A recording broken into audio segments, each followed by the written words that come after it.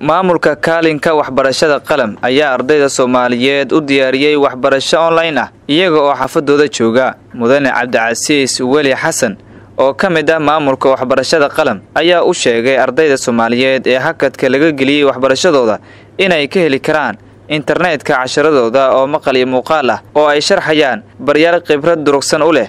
maadaama uu dalkeena ku sii faafayo cudurka coronavirus dawladana ay ka soo saartay amar goobaha waxbarashada waxaan rabnaa ardayda Soomaaliyeed inaan ugu bishaareyno in sidii sanadkii hore aysan ahayn oo xarunta qalam ay u diyaarisay casharadooda oo dhameystiran oo ay u sharxayaan macallimiin khubaro ah gaar ahaan ardayda shahaadiga ah ee form 4ka iyo sideedaadka.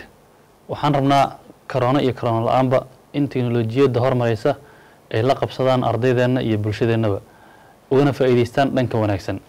Dr. Maxamed Xaaji oo ka mid ah aqoon-yahanada Soomaaliyeed, Sheekh Cabdixaye iyo gudoomiyaha midowga dugsiyada gobolka Banaadir, Cabdiqaadir Maxamed Xasan ayaa bogaadiyay hal abuurkan cusub oo ay keeneen maamulka waxbarashada qalam. runtii markay baahi timaada ayaa furuhu dadka banaadamka ku dalaado wax ikshaafaa. marka hadda wax badan baa adduunka looga maarmay oo sharar badan oo adduunka la isugu iman jiray meel badan oo in la isla jooga ay ahayd. hadda waxaa laga kaaftoomay in online-ka la isticmaalo marka baahidiisa markay sii badatay ayaa hindisihiisa iyo ku fikirkiisana uu yimid. marka hal abuurka isaga ana runtii muhiim buu ahaa. runtii waan filaynay in halkaas ay soo bandhigi doonaan dhalinyaradeenu maxaa yeelay waxaad ogtihiin maalmahan caalamkii wuxuu isugu tegey mobilekaas ama telefoonkaas.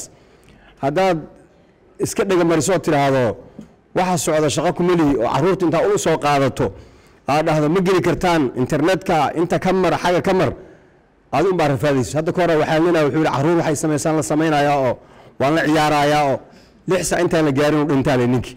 marka caruurtu way orod badan yihiin maal celin kartaan. marka in yani loo helo wax oo application ah oo aqoontii leh aad iyo aad muhiim u tahay. waxaan mahad celinaynaa wadasha waxbarashada qalam oo runtii hal abuurkaan lahayd hiilna u ah aqoonta dalka waana badiil runtii dii ardaydu markii hore fursad aysan heli jirin way ku falaadi jireen waxyaabahan maalayacniga hadda waxaa loo helay bedel khayr leh insha allahu tacaala.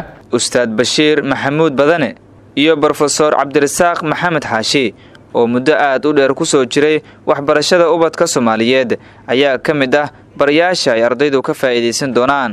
magacaygu waa macallin Bashiir Maxamuud Bashiir Badane oo fildigan waxbarashada ku jiray in ku dhow nus qarni. magacaygu waa Cabdirasaaq Maxamed Xaashi waxaan ahay baradhiga maadada fiisigiska waxaan dhigayay muddo ku dhow 40 sano. ugu dambeyntii maamulka qalam ayaa ka warbixiyay qaabka ugu sahlan ee loo heli kara casharada online-ka ee ay diyaariyeen. arday kasta oo doonaya application-ka qalam inuu la soo dego waxa uu ka helayaa Play Store iyo App Store labadaba. haddii uu u baahdo waxa caawimadan wuxuu la soo xiriiri karaa xarumaheena. waad mahadsantihiin.